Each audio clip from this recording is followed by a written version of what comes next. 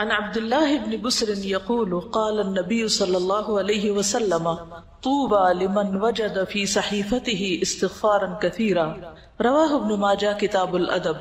عبداللہ بن بسر رضی اللہ عنہ سے روایت ہے، رسول اللہ صلی اللہ علیہ وسلم نے فرمایا، مبارک ہو اس کو جو اپنے نامہ اعمال میں استغفار کثرت سے پائے۔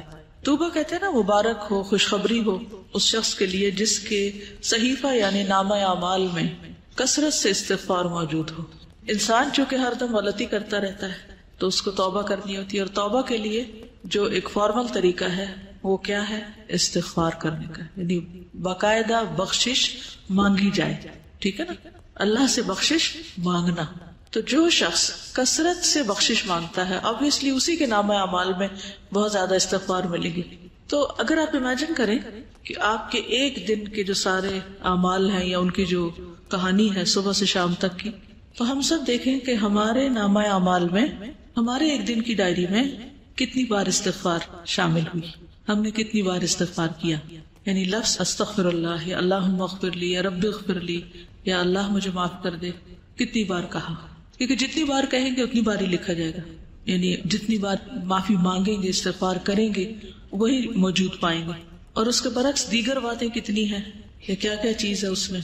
اصل بات یہ ہے کہ ہم فالتو باتوں کے اتنے عادی ہو چکے ہیں کہ جو کرنے کی بات ہے اس کے لیے وقت کم رہ جاتا ہے، کیونکہ وقت تو اتنا ہی ہے نا۔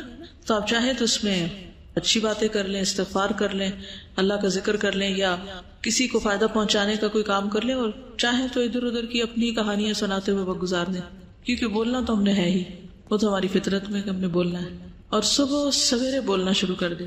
ذکر کا جو وقت ہے، جس وقت ساری کائنات یا زمین آسمان کی ہر چیز ایک طرح سے ذکر میں مصروف ہوتی ہے، چڑیا پرندے ہر چیز چہچہا رہی ہوتی ہے، اور دراصل کیا کر رہے ہوتے ہیں؟ اللہ کی تسبیح ہی کر رہے ہوتے ہیں۔ تو ہم تو اس وقت بھی باز نہیں آتے باتیں کرنے سے، فالتو باتیں، تو باقی دن تو پھر ہے ہی باتوں کا۔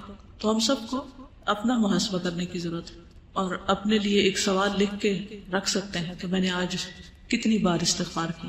نبی صلی اللہ علیہ وسلم کتنی بار کیا کرتے تھے؟ جی 70 سے 100 بار کیا کرتے تھے، اور وہ اللہ کے رسول تھے، اور ان کے اگلے پچھلے گناہ سب معاف کر دیے گئے تھے۔ اور ہمارا طرز عمل کیا ہے؟ وجہ یہ ہے کہ ہمیں اپنی غلطیوں کا احساس ہی نہیں ہے، کہ جب احساس ہوتا ہے، ایک تڑپ آتی ہے، ایک پریشانی ہوتی ہے، تو پھر ہی انسان اس کے ازالے کی کوشش کرتا ہے نا۔ مثلا اگر کسی کے جسم میں کوئی بیماری ہو، جیسے کینسر ہوتا ہے، اور اس کو پتہ ہی نہ ہو کہ وہ بیمار ہے، تو کیا وہ علاج کرائے گا؟ نہیں کرے گا، حتیٰ کہ وہ مرض اس کے لیے کیا بن جاتا ہے؟ جان لیوا بن جاتا ہے۔ کیونکہ ہمیں غلطی کا اعتراف کر کے اس کی اصلاح کرنے کی بجائے کس چیز کی عادت ہے؟ اپنے آپ کو جسٹیفائی کرنے کی، کہ جو ہم سوچ رہے ہیں، جو ہم کر رہے ہیں وہ بالکل ٹھیک ہے۔ ہر چیز کی کوئی نہ کوئی تعویل کر لیتے ہیں۔ تو جب غلطیوں کی تعویل کرتے چلے جائیں گے تو پھر نتیجہ کیا نکلے گا؟ پھر توبہ کی توفیق نہیں ہوگی، توبہ کے لیے شعوری کوشش نہیں ہوگی، اور جب وہ کوشش نہیں ہوگی تو استغفار کہاں سے کریں گے؟ اور پھر وہ کریں گے نہیں تو نامہ اعمال میں کہاں سے آئے گا؟ اور اگر نہیں آتا تو پھر وہ مبارک کس کے لیے اور خوشخبری کس کے لیے؟ تو ہر چیز دوسرے کے ساتھ ریلیٹڈ ہے نا، ایک عمل دوسرے عمل کے ساتھ ایک چین ہوتی ہے پوری۔ تو جو بخشش مانگتا ہے اور ندامت کے آنسو گرتے ہیں اس کے، اور وہ کہتا ہے کہ اللہ تو مجھے معاف کر دے، تو اس کے لیے اللہ کا پھر وعدہ ہے کہ اللہ اسے معاف کرے گا۔ حدیث میں آتا ہے، رسول اللہ صلی اللہ علیہ وسلم نے فرمایا، شیطان نے اپنے رب عز و جل سے کہا، مجھے تیری عزت اور جلال کی قسم، میں تیرے بندوں کو اس وقت تک گمراہ کرتا رہوں گا جب تک ان کے جسم میں روح رہے گی، یعنی جب تک مر نہیں جاتا بندہ، روح نکل نہیں جاتی، اس وقت تک ابلیس اپنا کام نہیں چھوڑتا، کہتا میں کرتا رہوں گا گمراہ۔ اور اللہ عز و جل نے فرمایا، مجھے اپنی عزت اور جلال کی قسم، جب تک وہ مجھ سے معافی مانگتے رہیں گے میں انہیں معاف کرتا رہوں گا۔ لیکن دیکھیے، ہم تھوڑی سی ہمیں تکلیف ہو جاتی ہے، سر دردی ہو جاتا ہے، بخار ہو جاتا ہے، تو کیا اس میں ہماری ہمت توفیق باقی رہتی ہے کہ ہم پھر بھی استغفار کرتے رہیں یا دعا مانگیں یا کوئی ذکر کریں؟ عموماً کیا ہوتا ہے جب ایسی کیفیت ہوتی ہے؟ ہم سب کچھ بھول جاتے ہیں، لوگوں سے بات کرنا، کچھ پڑھنا، کوئی کام کرنا، ہر چیز ایک بوجھ لگتا ہے، کچھ بھی نہیں کرنا چاہتے پھر ہم۔ بخاری کی روایت میں آتا ہے، اے عائشہ، مجھے تمہارے بارے میں اس طرح کی خبریں ملی ہیں، اگر تم واقعی اس معاملے میں پاک و صاف ہو تو اللہ تمہاری پاکی بیان کر دے گا، لیکن اگر تم نے کسی گناہ کا ارادہ کیا تھا تو اللہ کی مغفرت چاہو، استغفار کرو، اس کے حضور توبہ کرو، کیونکہ بندہ جب اعتراف کر لیتا ہے اور پھر اللہ کی بارگاہ میں استغفار کرتا ہے تو اللہ اس کی توبہ قبول کر لیتا ہے۔ دیکھیے جب بھی کسی پر کوئی الزام لگتا ہے تو دو میں سے ایک صورتیں ہوتی ہیں. ایک یہ کہ وہ شخص مجرم نہیں ہوتا, اس نے جرم نہیں کیا ہوتا, اور دوسرا یہ کہ اس نے یا کیا ہوتا ہے یا اس کا ارادہ کیا ہوتا ہے. دو میں سے ایک ہی چیز ہے. تو اگر کوئی شخص اس پہ کوئی الزام لگا اور اس نے غلط کام کیا ہی نہیں تو اس کو بالکل اطمینان رکھنا چاہیے کہ میں اس معاملے میں بالکل سچا ہوں اور کسی کی باتوں پر مجھے اوفینڈ نہیں ہونا, مجھے بھڑکنا نہیں اور مجھے چیخنا چلانا نہیں اور بدتمیزی کا طوفان برپا نہیں کرنا. اللہ کو پتا ہے میں نے غلط کام نہیں کیا اور حمایت کے لیے اللہ کافی ہے. اور دوسرا یہ کہ انسان جب گلٹی کانشیس ہو, اس کو پتا ہو کہ اس نے نیت کی تھی, ارادہ کیا تھا اور کچھ نہ کچھ اس راہ پہ چل پڑا تھا یا پھر کر گزرا تھا, تو پھر اس صورت میں بھی صفائی دینے کی اور اپنے آپ کو سچا ثابت کرنے کے لیے جھوٹ بولنے کی ضرورت نہیں. اور اگر کوئی ایسا کرے گا تو اس کے لیے معافی کا کوئی دروازہ نہیں پھر, کیونکہ وہ ایک تو غلط کر چکا اور دوسرا اس پہ جھوٹ بول رہا ہے اور جھوٹ بول کر ایک اور گناہ کر رہا ہے اور پھر اس جھوٹ کو چھپانے کے لیے شاید ایک اور جھوٹ بولنا پڑے. اس طرح وہ گناہوں کی دلدل میں پھنستا چلا جائے گا. تو کبھی بھی کوئی ایسی بات ہو تو سب سے پہلے تو اپنے آپ کا حساب لے, محاسبہ کرے. یہ جو میں نے کیا ہے, یہ جو کہا ہے, اس میں اصل حقیقت کیا ہے, کیونکہ یہ اللہ جانتا تھا یا بندے کو خود پتا ہوتا ہے کہ وہ کہاں کھڑا ہے. تو ان دونوں صورتوں میں کتنی بہترین نبی صلی اللہ علیہ وسلم نے راہ دکھائی ہے اور اس میں انسان کے لیے اطمینان ہی اطمینان ہے. پھر یہ ہے کہ معافی کی امید بھی رکھنی چاہیے, کیونکہ شیطان انسان کے اندر بار بار یہ وسوسہ ڈالتا ہے کہ اللہ تمہیں نہیں معاف کرے گا. اس وسوسے سے بچنا چاہیے, کیونکہ اللہ کا وعدہ ہے وہ معاف کرے گا, تو وہ کیوں نہیں کرے گا, وہ ظالم نہیں ہے. رسول اللہ صلی اللہ علیہ وسلم نے فرمایا, اللہ تعالیٰ فرماتا ہے, اے ابن آدم, جب تک تو مجھے پکارے گا اور مجھ سے پر امید رہے گا, ہوپ فل رہے گا, میں تجھے بخشتا رہوں گا جو بھی گناہ ہوں گے اور کوئی پرواہ نہ کروں گا کہ کون سے گناہ ہیں. اے ابن آدم, اگر تیرے گناہ آسمان کی بلندیوں تک پہنچ جائے تو پھر تو مجھ سے بخشش طلب کرے تو میں پرواہ کیے بغیر تجھے بخش دوں گا.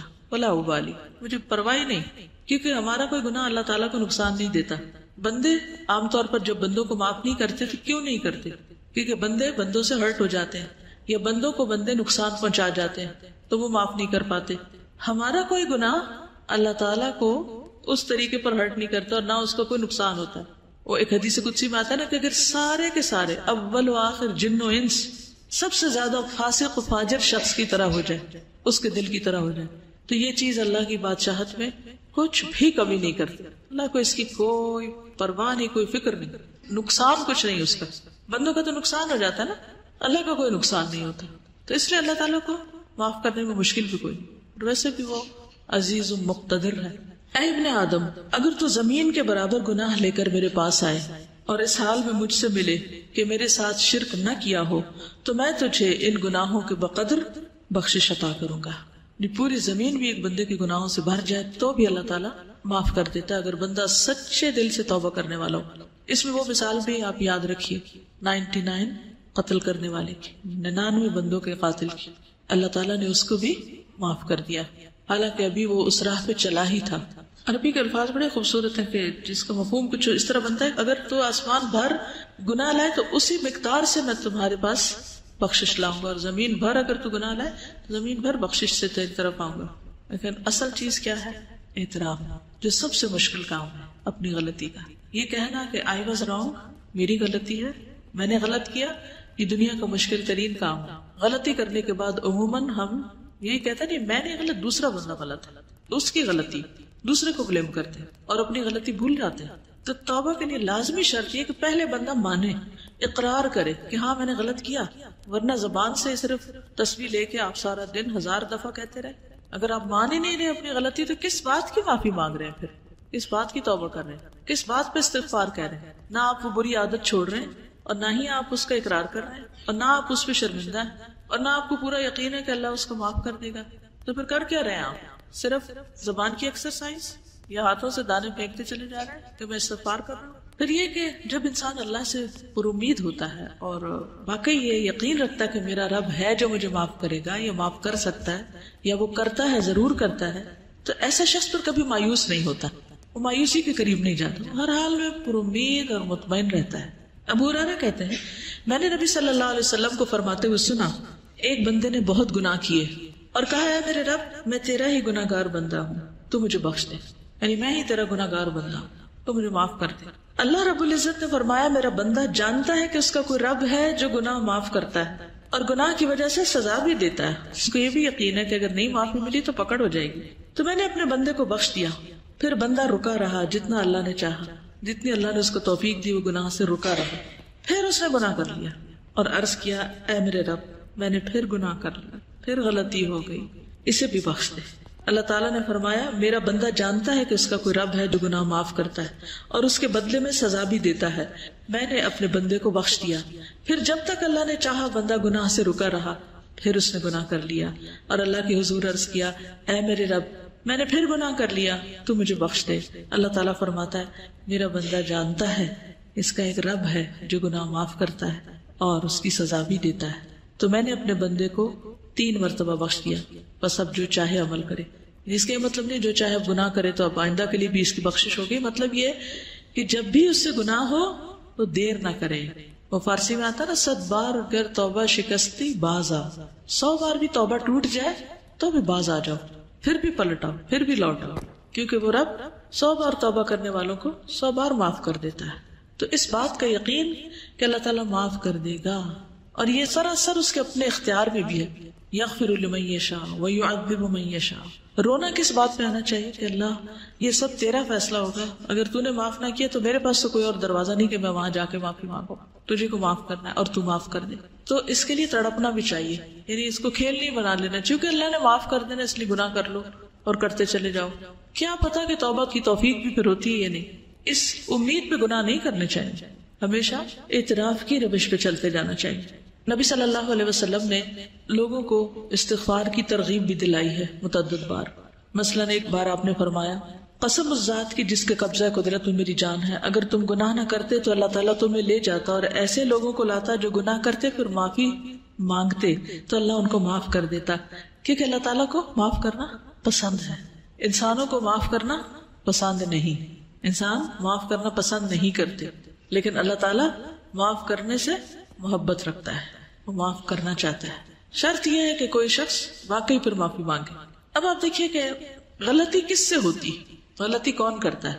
عام روزمرہ زندگی میں دیکھیے کون غلطی کرتا ہے، جو عمل کرتا ہے، جو کوئی کام کرتا ہے. جو کچھ کرے گا اس سے ہی غلطی ہوگی نا، جو کام ہی نہیں کرے گا اس سے کیا غلطی ہونی ہے. ویسے برتن کس سے ٹوٹتا ہے، جو برتن استعمال کرتا ہے، اور جس نے صرف سجا کے رکھے ہوئے الماری میں اس سے تو نہیں ٹوٹیں گے، اس کے تو بچے رہیں گے.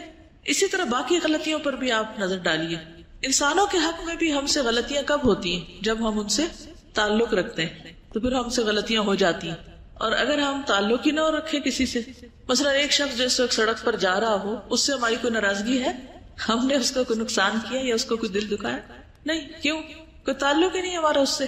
لیکن اپنی بہن سے پوچھئے، اپنی امی سے پوچھئے، اپنے بھائی سے پوچھئے، اپنے ہسبینڈ سے پوچھئے، اپنے بچوں سے پوچھئے، وہ کیا کہیں گے؟ ان کے پاس ہوں گے آپ کے لیے شکایتیں آپ کے خلاف، یا آپ سے کبھی نہ کبھی ہرٹ ہوئے ہوں گے. کیوں؟ کیا وجہ؟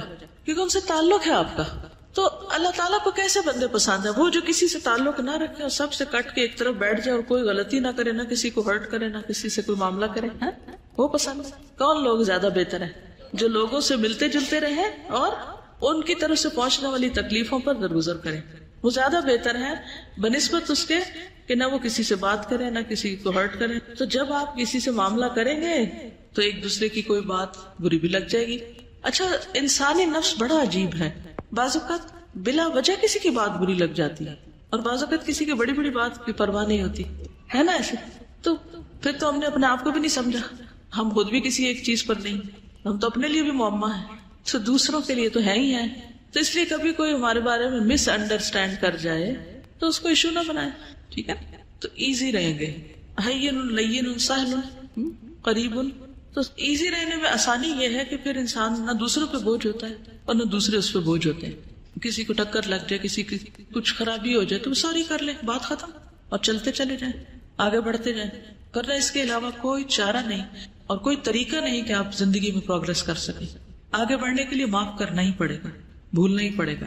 دوسروں کی غلطیاں ایسی چیز نہیں ہوتی کہ جن کو آپ یاد رکھیں، ٹھیک ہے نا؟ یہ یاد رکھنے کی چیزیں نہیں ہیں، لیکن عموماً ہم یاد رکھنے والی چیزیں تو بھول جاتے ہیں، ان میں تو ہمارا حافظہ خراب ہے.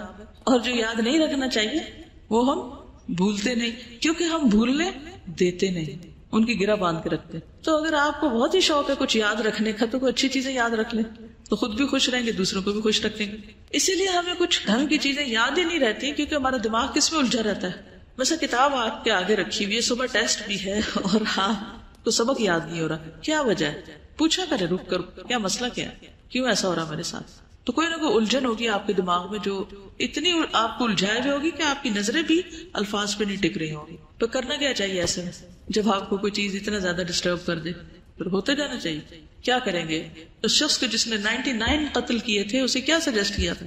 جگہ تبدیل کر لو. جی نیک لوگوں کی بستی میں چلے جاؤ. تو ہم کیا کر سکتے ہیں؟ ویسا نہیں پڑھی جا رہی نا بات، تو آپ اس وقت بند کر دیں کتاب، اٹھ کے کچھ اور کرنے چلے جائیں.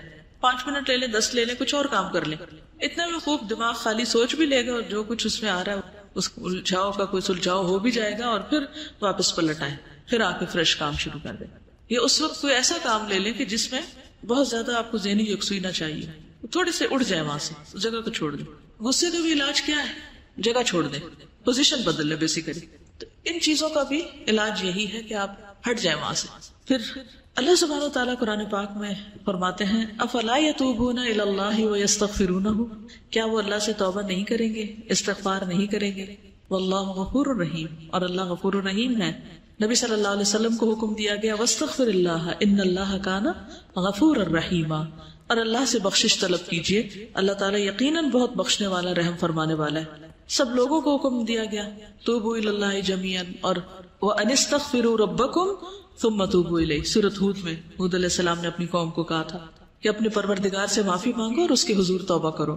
پھر نوح علیہ السلام نے بھی کہا فقلت استغفروا ربکم انہ کان غفارا یرسل السماء علیکم مدرارا. ہود علیہ السلام نے کہا وَيَا قَوْمِ اسْتَغْفِرُوا رَبَّكُمْ ثُمَّ تُوبُوا إِلَيْهِ. شعیب علیہ السلام نے کہا وَاسْتَغْفِرُوا رَبَّكُمْ ثُمَّ تُوبُوا إِلَيْهِ. نبی صلی اللہ علیہ وسلم نے اپنی قوم کو استغفار سکھائی نہیں، اپنے لوگوں کو.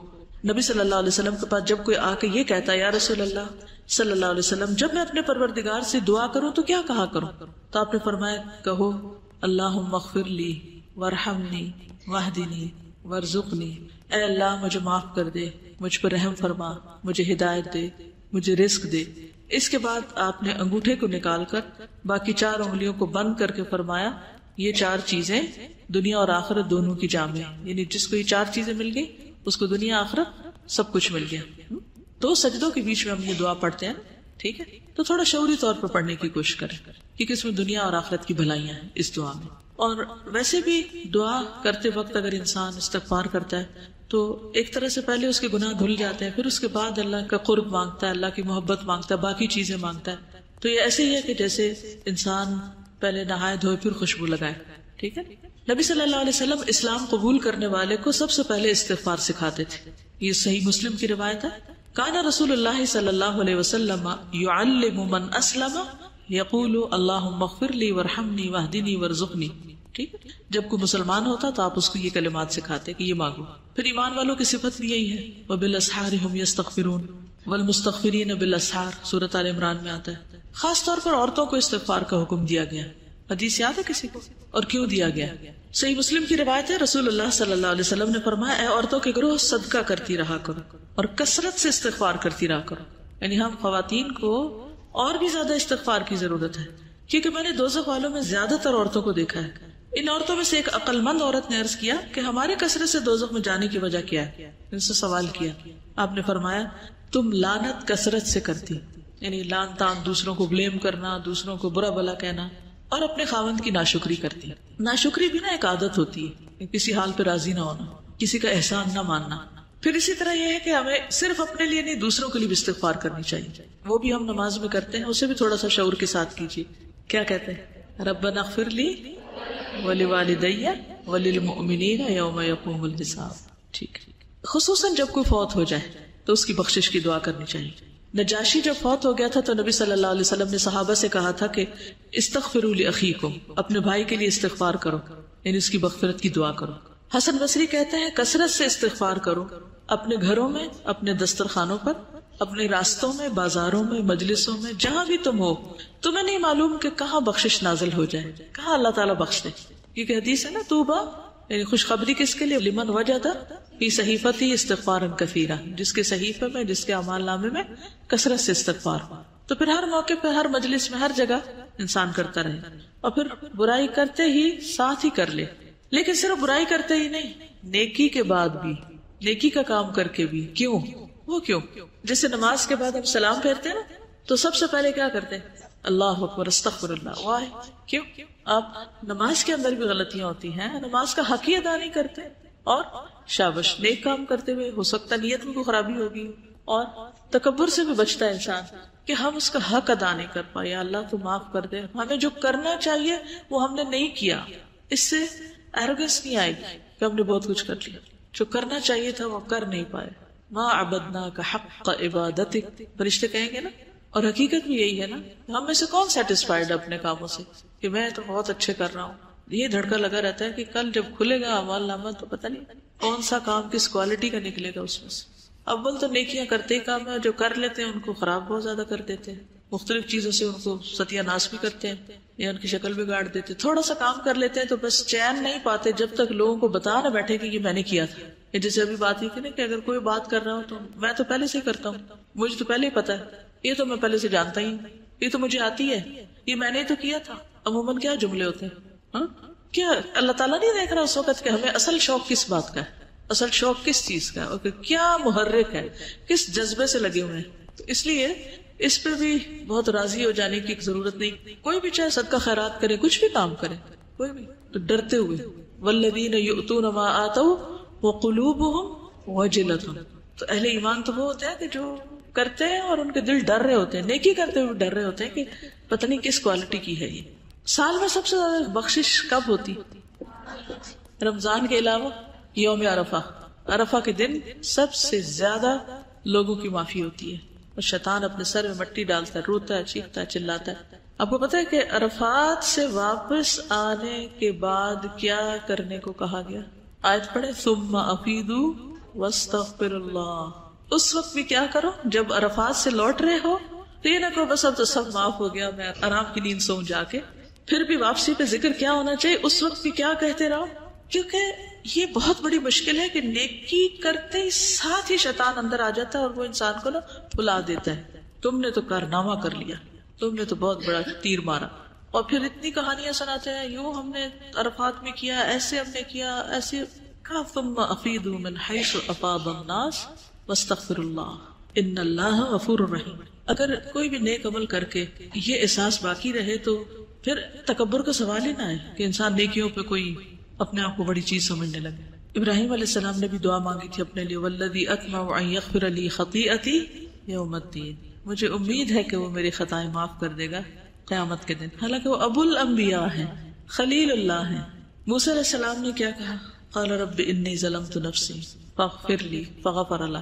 یونس علیہ السلام نے لا الہ الا انت سبحانک انی کنت من الظالمین. داؤد علیہ السلام نے کیا کیا؟ وظن داؤد انما فتناہ فاستغفر ربہ وخر راکعا واناب. اللہ کے جتنے بھی نیک بندے ہیں اور بڑے بڑے نیک کام کرنے والے ہیں، ان سے کہیں کوئی بھول چوک ہوئی تو فوراً پلٹے اللہ کی طرف، اور اللہ نے ان کو معاف کر دیا. خود آدم علیہ السلام نے کیا کہا تھا؟ ربنا ظلمنا انفسنا وان لم تغفر لنا وترحمنا لنکونن من الخاسرین. نبی صلی اللہ علیہ وسلم کی زندگی میں تو خیر کثرت سے ایسی دعائیں ملتی ہیں. آج جب میں آ رہی تھی تو میں دل چاہ رہا تھا کہ کلاس میں جتنی بھی آپ کی مثلا اس کتاب میں دعائیں ہیں قرآنی یا مسنون، سب کو اگر آپ مارک کر لیں کہ کتنی کثرت سے استغفار کا یا رب اغفر لی کا یا اغفر لنا کا یا فاغفر لی کا لفظ آیا ہے، تو اگر ان کو جمع کریں تو حیرت ہوتی ہے کہ اتنی زیادہ دعاؤں میں بس معافی ہی مانگی گئی ہے. کیونکہ انسان کی اگر معافی ہو جائے تو باقی سب چیزیں تو خود ہی ٹھیک ہو جائیں گی. عمران بن حسین کہتے ہیں کہ نبی صلی اللہ علیہ وسلم کی اکثر دعا یہ ہوتی تھی، اللہم اغفر لی ما اخطأت وما تعمدت وما اسررت وما اعلنت وما جہلت وما تعمدت. اے اللہ میرے ان گناہوں کو معاف فرما جو میں نے غلطی سے کیے یا جان بوجھ کے کیے، چھپ کر کیے، اعلانیہ طور پر کیے، نادانی میں کیے یا جانتے بوجھتے ہوئے کیے. یعنی گناہوں کی بھی قسمیں ہیں نا، کوئی کسی طرح ہو جاتا ہے، کوئی کسی طرح، کوئی کسی طرح. پھر سونے سے پہلے نبی صلی اللہ علیہ وسلم جب بستر پر جاتے، حدیث میں آتا ہے جب آپ تشریف لاتے تو جب لیٹتے، اذا اخذ مضجعه من الليل فقال بسم الله وضعت جنبي اللهم اغفر لي ذنبي واخسأ شیطانی وفک رہانی وجعلنی فی الندی الاعلی. اے اللہ تو میرے گناہ بخش دے، میرے شیطان کو ذلیل کر، میری قید کو کھول دے، اور مجھے اعلیٰ و عرفہ مجلس کا ہم نشین کر دے. اعلیٰ و عرفہ مجلس کون سی ہے؟ فرشتے، صالحین وغیرہ. پھر اسی طرح رات میں کسی بھی وقت آپ کی آنکھ کھلتی تو اس وقت بھی دعا کرتے. پھر جب تہجد پڑھتے تو سجدے میں پڑھتے رب اغفر لی ما اسررت وما اعلنت، اللہ میرے پوشیدہ اور ظاہر تمام گناہ معاف کر دے. بیت الخلاء سے واپس باہر آنے پر غفرانک، مسجد سے نکلنے پر. اب آپ دیکھیے کہ مسجد سے نکلنے پر انسان کیا سوچتا ہے، نیک کام کر کے نکلا ہوں، لیکن آپ کی دعا کیا تھی؟ بسم اللہ والصلاۃ والسلام علی رسول اللہ رب اغفر لی وافتح لی ابواب رحمتک. جب نکلتے تھے تو ساتھ ہی بھی پڑھتے. پھر اسی طرح نماز کی جو استفتاح کی دعائیں ہیں ان میں سے بھی ایک دعا ایسی ہے جس میں استغفار آتا ہے. رکوع سجدے میں تو خیر ہے ہی. آتی ہے کسی کو رکوع سجدے کی دعا؟ کیا ہے؟ سبحانک اللہم ربنا وبحمدک اللہم اغفر لی. ٹھیک ہے، آپ سجدے میں یہ دعا بھی پڑھتے تھے، اللہم اغفر لی ذنبی کلہ دقہ وجلہ واولہ وآخرہ وعلانیتہ وسرہ. پھر دو سجدوں کے بیچ میں ایک تھا نا اللہم اغفر لی ورحمنی، دوسری یہ بھی تھی رب اغفر لی. یعنی وہ پڑھنے کے بعد اگر آپ یہ بھی ایڈ کرنا چاہیں تو کر سکتے ہیں. کیونکہ اس دفعہ رمضان میں جب کافی دیر بیٹھے رہتے تھے تو میں سوچتی کہ اچھا 3 دفعہ شاید یہ دعا پڑھ لیں، 5 دفعہ پڑھ لیں، اس کے علاوہ کیا ہوگا، یعنی اور کیا ہوگا جو یہاں پڑھا جا سکتا ہے. تو نبی صلی اللہ علیہ وسلم کثرت سے رب اغفر لی پڑھتے. پھر اسی طرح تشہد میں پھر سلام پھیرنے کے بعد بھی حضرت علی کہتے ہیں کہ رسول اللہ صلی اللہ علیہ وسلم جب نماز سے سلام پھیرتے تو فرماتے اللہم اغفر لی ما قدمت وما اخرت وما اسررت وما اعلنت وما اسرفت وما انت اعلم به منی انت المقدم وانت المؤخر لا الہ الا انت. پھر اسی طرح دن میں چلتے پھرتے کثرت سے آپ استغفار کرتے تھے، 70 سے 100 بار استغفار کرتے. ایک ایک مجلس میں صحابہ کہتے ہیں ہم گنتے تھے تو آپ یعنی 70 بار استغفار کر لیتے تھے ایک مجلس میں. اگر 70 دفعہ استغفار کریں تو باقی باتیں کتنی ہوں گی، اور ہماری مجلس میں کتنی دفعہ استغفار ہوتا ہے. آخر میں بھی کر لیں تو بڑی خوش قسمتی کی یاد رہے کہ اختتام مجلس ہی کی دعا پڑھ لیں. مجلس سے آپ کیا مراد لیتے؟ جیسے یہ درس کلاس ہے یا کچھ اور؟ مثلاً کون سی مجلس؟ کوئی بھی گیدرنگ، فرینڈس کی گیدرنگ، فیملی گیدرنگ، شادی کے موقع پر، پارٹی میں، گھر میں، اپنے روم میں، ٹیلی فون پہ، ہاں کوئی بھی گروپ ورک جب کر رہے ہوتے ہیں. اصل میں ہم کہتے تھے ہم سنت کے بڑے پیروکار ہیں، لیکن حقیقت میں روح نہیں پائی ہم نے کہ ہمارے اندر بھی وہ کچھ چیزیں آ جائیں. پھر ہم یہ کہتے نہیں وہ تو نبی صلی اللہ علیہ وسلم کے لیے خاص تھی. ٹھیک ہے، آپ سے بڑھ کر کسی نے کوئی بڑا کام نہیں کیا، لیکن آپ کے لیے کیا صورت اتری؟ اذا جاء نصر اللہ والفتح ورأیت الناس يدخلون فی دین اللہ افواجا فسبح بحمد ربک واستغفرہ انہ کان توابا. اس کے بعد آپ نے خاص طور پر اور کثرت سے استغفار شروع کر دی. اتنی بڑی اچیومنٹ کے بعد، مشن مکمل ہو گیا، اس کے بعد تو ٹھیک ہے وہ اگر 100 بار کرتے تھے یا 70 بار تو ہمیں کم از کم کتنی بار کر لینی چاہیے، یا ہمیں ضرورت نہیں. اصل بات یہ کہ اگر ہمارا شعور زندہ ہو نا کہ جب ہم کوئی بات کر رہے ہوتے ہیں، کوئی کام کر رہے ہوتے ہیں، تو اس کے بیچ میں ہی ہمیں اگر احساس ہونے لگے کہ کچھ ٹھیک نہیں ہوا، تو آپ دیکھیں کہ یہ جو ڈپریشن کے فٹس پڑتے ہیں نا، اور یہ دل گھبرانے کے اور یہ پریشانی کے اور کہ وہ لو ہو رہا ہے سب، تو وہ شروع ہونے ہی لگے تو پکڑ لے اپنے آپ کو. اب لیٹ نہ جایا کرے اس کے آگے کہ ہاں چڑھائی کر دو مجھ پر بے بسی یا اداسی کا فٹ یا غم کا یا غصے کا یا کسی چیز کا، اسے کنٹرول نہ کرنے دیا کرے اپنے آپ کو. اسی وقت ہوشیار ہو جایا کرے. اور ہوشیاری کے لیے کیا؟ جگہ تبدیل کر دیں، ہٹ جائے وہاں سے، اور پھر اس کے بعد فوراً استغفار شروع کر دی، تسبیح شروع کر دی، کوئی اچھا کام شروع کر دیا. اور پھر آپ دیکھیں گے کہ وہ جو آیا تھا نا شیطان اپنی فوجوں کے ساتھ، تو آپ نے اس کو ہرا دیا، ناکام کر کے واپس بھیج دیا. آپ کو پتا نا جب کوئی شخص دین کی طرف آتا ہے تو پھر شیطان اکیلا نہیں، وہ جب ہار جاتا ہے نا، تھک جاتا ہے، تو پھر فوجیں لے کے آ جاتا ہے. آپ نے دیکھا کہ جو بچے قرآن حفظ کر رہے ہوتے ہیں ان کو کتنی مشکل ہوتی ہے بیچ میں، اگر آپ میں سے کچھ لوگوں نے کیا ہو، کیونکہ ان کے اوپر زیادہ اٹیک ہوتا ہے، زیادہ اگریسو ہو جاتے ہیں بعض اوقات. اس کو تو میں کسی طرح پکڑوں، اس کو تو اغوا کروں. تو اگر کسی کے دروازے پر فوج کھڑی ہوئی اغوا کرنے کے لیے اس کو، تو وہ کیا کرے گا؟ کسی سے مدد لے گا، چھپے گا، بچے گا؟ ہاں مشکل یہ نا کہ نظر نہیں آتی نا یہ فوجیں، لوگ تو ہمیں نظر آ جاتے ہیں تو ہم فوراً دفاع کے لیے کچھ سوچتے ہیں. شیطانی فوجیں نظر نہیں آتی، اس لیے سوچتے بھی نہیں. پھر تو وہ چیزیں محسوس ہوتی ہیں انسان کو، تو اپنے محسوسات پہ نظر رکھا کریں. وہ جو عام طور پر ایک کوشچن لکھا ہوتا ہے نا مختلف سوشل میڈیا وغیرہ کے اوپر کہ واٹس آن یور مائنڈ، کہ کیا سوچ رہے ہو تم اس وقت، تو یہاں لکھ دو، پوری دنیا میں نشر کرو کہ کیا سوچ رہے ہیں. اور آپ پھر دیکھیں کہ لوگ کیا کیا لکھتے ہیں نا، کہ کیا سوچ رہے ہیں، ان کے ذہن میں کیا ہے. اور میں سوچتی ہوں کہ کس قدر لوگ بے وقوف بنائے جاتے ہیں نا، کہ اب کچھ بالکل آپ کی پرائیویٹ فیلنگز ہوتی ہیں، اور جب آپ اس کو لکھ کے دنیا میں نشر کرتے ہیں، یا آپ کی خاص طور پر کچھ چیزیں ایسی ہوتی ہیں کہ جو صرف آپ کے لیے ہوتی ہے نا، ان کو پبلک کرنا درست نہیں ہوتا، لیکن ہم بے سوچے سمجھے اپنی ہر چیز کو پبلک کر دیتے ہیں. تو نقصان کیا ہوتا ہے؟ پھر اس کے ٹریپ میں آ جاتے ہیں. یہ بھی پھندے ہیں اصل میں، کیونکہ پھر انسان اس سے پھر نکلے کیسے؟ تو جتنے پھندے زیادہ ہوتے ہیں اتنا نکلنا مشکل ہو جاتا ہے ان سے.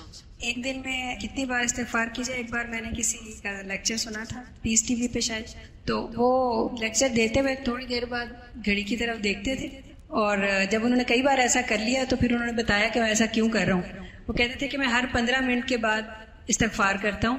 اگر میں 18 گھنٹے بھی مطلب جاگ رہا ہوں تو ہر گھنٹے میں 4 بار کرنے سے 72 ٹائمز استغفار ہو جائے گا. Very good. کتنی اچھی ٹپ ہے نا کہ ہر 15 منٹ بعد اگر ہم استغفار کا اپنے ساتھ باندھ لیں. گھڑی تو ہم دیکھتے ہی رہتے ہیں، کچھ لوگ تو خبط ہوتا ہے وہ گھڑی دیکھنے کا، تو اس کے ساتھ اگر یہ باندھ لیں تو دن میں کم از کم ایک سنت تو پوری ہو. ابھی آپ نے بتایا نا کہ جیسے دوسروں کے لیے استغفار کریں، تو میں ایک ٹپ شیئر کرنا چاہوں گی جس کے اوپر میں نے عمل کیا تو مجھے اتنا فائدہ ہوا کہ جب آپ کی کوئی نیگیٹو فیلنگ آتی ہے اور ڈپریشن کا وہ ایک فیز آنا شروع ہوتا ہے، اور زیادہ تر ایسا ہوتا ہے کسی نے کچھ کیا ہوتا ہے تو تب زیادہ آپ ڈپریشن میں جاتے ہیں.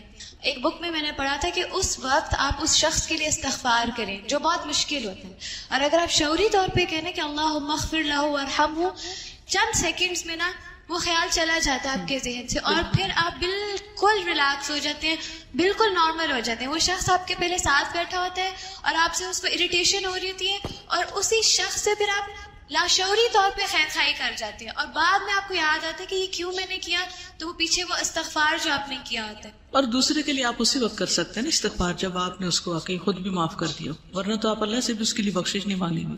پھر اسی طرح آپ دیکھیے کہ سواری پہ بیٹھتے ہوئے اور پھر دنیا سے رخصت ہوتے ہوئے حضرت عائشہ کہتی ہیں کہ رسول اللہ صلی اللہ علیہ وسلم وفات سے کچھ پہلے آپ پر پشت کا سہارا لیے ہوئے تھے. آپ نے کان لگا کے سنا آپ دعا کر رہے ہیں، اللہم اغفر لی وارحمنی والحقنی بالرفیق الاعلی، اے اللہ مجھے بخش دے، مجھ پہ رحم کر اور مجھے رفیق اعلیٰ سے ملا. استغفار کے فائدے بھی قرآن و سنت سے ہمیں پتہ چلتے ہیں. سب سے پہلے تو ایک انسان کا دل صاف ہوتا ہے، اس کے اندر سے بری فیلنگ، برے وسوسے اور یہ چیزیں.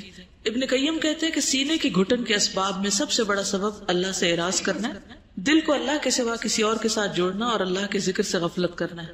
اور ہمیشہ دل سے سچا استغفار نکلنا جو ہے وہ دل کو تندرستی اور سلامتی کی طرف لوٹا دیتا ہے، یعنی گھٹن اور تنگی اس کی دور کر دیتا ہے. پھر یہ جسم کے اعضاء کا کفارہ بھی ہے. مختلف اعضاء سے جو غلطیاں ہوتی ہیں، 360 جوڑوں پر جو صدقہ واجب ہوتا ہے، ان میں سے ایک استغفار بھی ہے. بیماریوں کا علاج بھی ہے.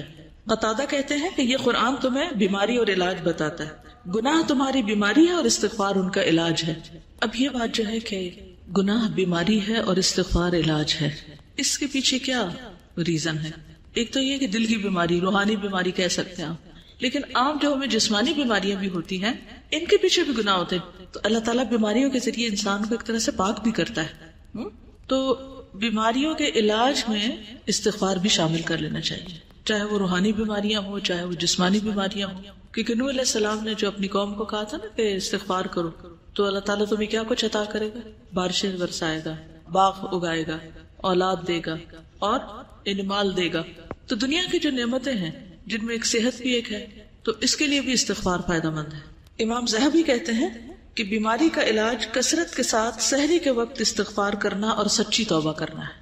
کیونکہ بہت سی جسمانی بیماریوں کا تعلق انسان کی روح کے ساتھ بھی ہوتا ہے، اس کی سوچ کے ساتھ بھی ہوتا ہے. پھر آپ دیکھیے کہ نبی صلی اللہ علیہ وسلم نے جو اپنے بارے میں فرمایا تھا نا کہ میرے دل پر پردہ سا آ جاتا ہے، غبار سا آ جاتا ہے، اس وجہ سے میں ایک دن میں 100 مرتبہ اللہ سے استغفار کرتا ہوں. اب علماء کہتے ہیں کہ آپ نے جو غین کا لفظ استعمال کیا نا، الغان یا غین، اس کا معنی ہوتا ہے وہ غفلت جو اللہ کے ذکر پر مداومت کی کمی سے ہوتی ہے. یعنی اللہ کے ذکر میں کمی اگر کسی وجہ سے ہو جائے، کئی وجوہات ہوتی ہیں. مثلا کیا وجہ ہوتی ہے ذکر میں کمی کی؟ خواتین کے لیے تو معقول وجہ ہے، معروف وجہ، جب نماز نہیں پڑھتے تو خود بخود بہت سی چیزوں میں کمی آ جاتی ہے، دین کا نقصان ہوتا ہے. اسی طرح بعض کام انسان کو اپنے اندر اتنا مشغول کر لیتے ہیں. مثلا مرد حضرات جو مثلا مارکیٹ میں کھڑے ہیں، ان کو اپنی بزنس ڈیلز کرنی ہے، ادھر کی بات ادھر کی، صبح سے دوپہر تک وہ اپنے کام میں لگے ہوئے ہیں. تو اب وہ ذکر کے لیے وقت نہیں پا رہے، بھاگے دوڑے نماز پڑھی، پھر دوبارہ جا کے اپنے کام میں لگ گئے. کچھ کام ایسے ہوتے ہیں جو پیورلی دنیا کے ہوتے ہیں اور اس میں آپ کو فلی کنسنٹریٹ کرنا پڑتا ہے، تو اس وقت آپ ساتھ ساتھ کوئی ذکر نہیں کر سکتے. تو کیا ہوتا ہے، آپ کی بیٹری لو ہو جاتی ہے، قدرتی طور پہ لو ہو جاتی ہے. نماز سے وہ ریچارج ہوتی ہے، لیکن اس کے علاوہ بھی جو استغفار ہے وہ اس غبار کو، اس میل کو، اس پردے کو ہٹانے یا دھونے کا کام دیتا ہے. پھر اسی طرح غیبت کا کفارہ بھی ہے. بعض علماء کہتے ہیں کہ غیبت سے توبہ یہ ہے کہ آپ جس کی غیبت کریں اس کے حق میں بخشش کی دعا کریں. یعنی جس کی غیبت ہو گئی، اور کس کی غیبت ہوتی ہے؟ جس سے کوئی ناراضگی ہے، اس کے ساتھ کوئی گڑبڑ ہوئی، تو اس کے لیے استغفار کریں. تو جب اس کے لیے آپ کریں گے تو پھر اس سے ناراضگی بھی کم ہوگی اور تعلقات بھی ٹھیک ہو جائیں گے، اور آئندہ پھر غیبت کی ضرورت بھی نہیں پیش آئے گی. تو وہ اصلاح قلوب بھی کرتی ہے اور اصلاح احوال کا ذریعہ بھی بنتی ہے پھر استغفار. پھر یہ کہ عذاب ٹل جاتا ہے انسان سے. سورۃ الانفال میں آتا ہے وما کان اللہ معذبہم وہم یستغفرون، اور اللہ ایسے لوگوں کو عذاب دینے والا نہیں جو استغفار کرتے ہیں. حدیث میں آتا ہے انسان جب تک اللہ تعالیٰ سے استغفار کرتا ہے اس وقت تک اللہ تعالیٰ کے عذاب سے محفوظ رہتا ہے، اللہ کے عذاب سے محفوظ رہتا ہے. حسن بصری کہتے ہیں اگر تم رات کے قیام اور دن کو روزہ رکھنے پر قدرت نہیں رکھتے، یعنی نہ تم صبح اٹھ پاتے اور نہ روزہ رکھتے ہو، تو جان لو کہ تم محروم ہو. خطاؤں اور گناہوں نے تمہارا دل جکڑ رکھا ہے، اس لیے تمہیں نیکی کی توفیق نہیں ہو رہی. خطاؤں اور گناہوں نے تمہارا دل جکڑ رکھا ہے، تو اس جکڑن کو نکالنا چاہیے. پھر استغفار رحمت کا ذریعہ ہے. قرآن پاک میں آتا ہے لولا تستغفرون اللہ لعلکم ترحمون، تم اللہ سے بخشش کیوں نہیں مانگتے تاکہ تم پہ رحم کیا جائے. یعنی اللہ کی رحمت پھر آئے گی جب تم استغفار کرو گے. اور پھر کبیرہ صغیرہ سب گناہوں کے لیے، اور خصوصاً والدین کے حق میں جب بندہ استغفار کرتا ہے تو ان کے مرنے کے بعد ان کے درجات بھی بلند ہوتے ہیں. ایک اور حدیث میں آتا ہے جو آدمی یہ پسند کرتا ہے کہ اس کا نامہ اعمال اسے خوش کر دے، یعنی اپنی کتاب دیکھ کے خوش ہو جائے، تو وہ کثرت سے استغفار کرے. پہلے حدیث میں تو مبارک کی بات ہے اور اس میں خوش ہونے کی بات ہے. حسن بصری نے ایک بوجھ اٹھانے والے کو اجرت پہ رکھا تو سارا راستہ اس کو یہی کہتے ہوئے سنا الحمدللہ استغفر اللہ. تو حسن بصری نے اس کو کہا کیا بات ہے تم اس کے علاوہ کوئی اور کلام نہیں پڑھتے، یعنی یہی پڑھے جا رہے ہو؟ تو اس نے کہا میں نے آدھا قرآن یاد کر لیا ہے اور مجھے یہی پتا چلا کہ بندہ دو ہی حالات کے درمیان میں ہوتا ہے، یا تو اللہ کی طرف سے اسے کوئی نعمت ملتی ہے تو اس پہ شکر واجب ہوتا ہے، یا گناہ ہوتا ہے تو اس پر استغفار واجب ہوتی ہے. اس لیے میں ہمیشہ یہی کہتا رہتا ہوں. حسن بصری نے خود سے کہا اے حسن تجھ سے تو یہ بوجھ اٹھانے والا زیادہ سمجھدار ہے، یعنی اس کو یہ حکمت کی بات پتہ چل گئی. تو اب انشاءاللہ تعالی میں چاہوں گی کہ کچھ دعائیں جو ہیں استغفار کی ان کو اکٹھا کر لیا جائے اور کوشش کی جائے کہ اگر ہر روز پڑھ سکیں یا کم از کم ہفتے میں ایک دفعہ یا کوئی وقت ایسا مقرر کر لیا جائے. خصوصاً سحری کا وقت استغفار کا وقت ہے، ویسے سارا دن ہی ہے لیکن بالاسحار هم یستغفرون ٹائم کے ساتھ سحری کے وقت کو بتایا گیا. اور ان دعاؤں میں جیسے ربی انی ظلمت نفسی فاغفر لی، رب اغفر وارحم وانت خیر الراحمین، رب اغفر لی ولوالدی ولمن دخل بیتی مؤمنا وللمؤمنین والمؤمنات، رب اغفر لی ولاخی وادخلنا فی رحمتک وانت ارحم الراحمین، ربنا اتمم لنا نورنا واغفر لنا، پھر ربنا اغفر لنا ذنوبنا واسرافنا فی امرنا وثبت اقدامنا، پھر ربنا اغفر لنا ولاخواننا الذین سبقونا بالایمان، ربنا اغفر لنا ذنوبنا وكفر عنا سيئاتنا وتوفنا مع الابرار، ربنا لا تجعلنا فتنة للذين كفروا واغفر لنا ربنا انت ولينا فاغفر لنا وارحمنا وانت خير الغافرين، سمعنا واطعنا غفرانك ربنا واليك المصير. اور پھر سید الاستغفار جو ہے اللہ تعالی ہم سب کی بخشش فرمائے.